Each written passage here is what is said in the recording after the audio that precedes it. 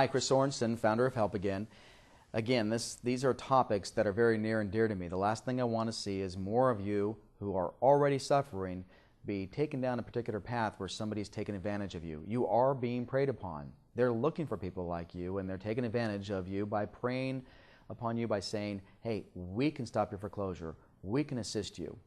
If somebody's talked to you about a forensic audit, if somebody has mentioned the term Truth in Lending Disclosure Act, if somebody has mentioned the Real Estate Settlement Procedures Act, and that we're going to be able to ask for the lender to proof the note, demonstrate that they actually own that note and have the rights to that note, and if they can't, we're going to sue the lender and cause them to set that mortgage aside.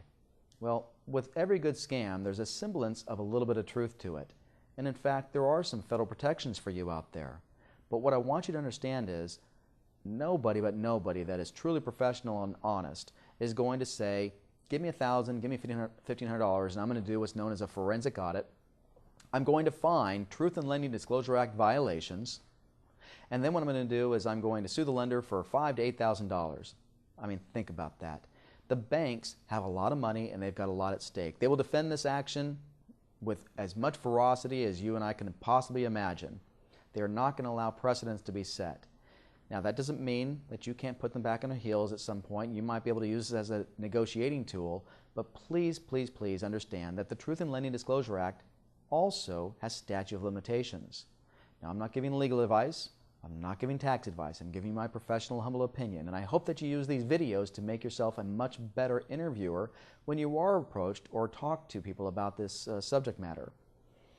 If it comes to a Truth in Lending Act violation, there's a 1-year statute of limitations and a 3-year statute of limitations with respect to the rights of rescission.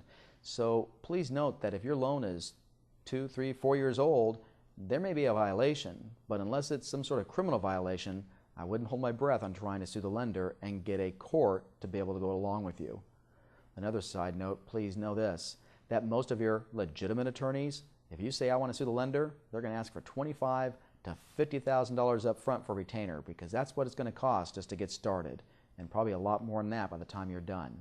So please don't allow somebody to take your last $1,500 to $5,000 on the hopes that they're going to get you a home free and clear.